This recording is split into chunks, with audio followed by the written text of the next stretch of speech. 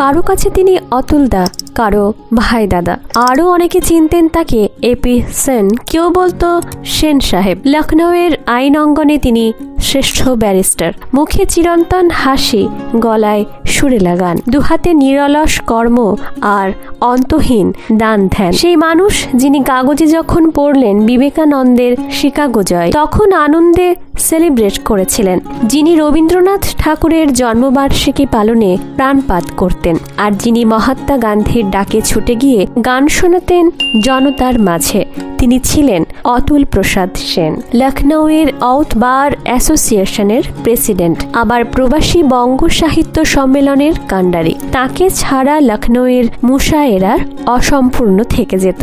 ঠুমরি গজল সব মজলিসে তিনি প্রাণ সঞ্চার করতেন। আর সেই মানুষটাই যিনি দিনের বেলায় আদালতে ন্যায় বিচার করতেন, রাতের আধারে পথের ঘুমন্ত দিনজনের বালিশের তলায় চুপি চুপি টাকা গুঁজে দিয়ে চলে যেতেন নিঃশব্দে। 1871 সালে ঢাকায় জন্ম তাঁর।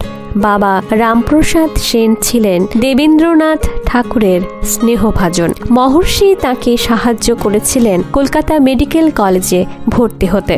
ঢাকার নামী ব্যক্তি ঋষি কালীনারায়ণ গুপ্তের কন্যা হেমন্ত শশী, তাঁরই সঙ্গে বিয়ে হলো উদার ও বুদ্ধিমান তরুণ রামপ্রসাদের। জন্মের পর থেকেই অতুল প্রসাদ বড় হয়েছেন এক সংস্কার মুক্ত বায়ুর পরিবেশে। বাবা রামপ্রসাদ ছিলেন নববিধানের অনুসারী, আর দাদু কালীনারায়ণ ভারতীয় ব্রাহ্ম সমাজের সদস্য।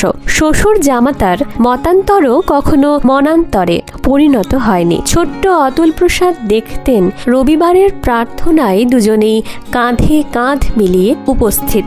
দাদু কালীনারায়ণের কাছে প্রতিদিন আসতেন বহু দিনজন। শিশু অতুলের হাত দিয়েই তিনি বিতরণ করতেন দান সামগ্রী। দেখেছেন ছোট্ট ছেলেটি, দাদু খেতেন একটা কালো পাথরের থালায়, নিজ হাতে থালা ধুয়ে সেই থালাতেই ভাত বেড়ে দিতেন লক্ষ্মীবাজারের পুরনো এক মেথরকে। সে খেয়ে উঠলে দাদু নিজেই আবার থালা ধুয়ে রাখতেন জায়গা মতো।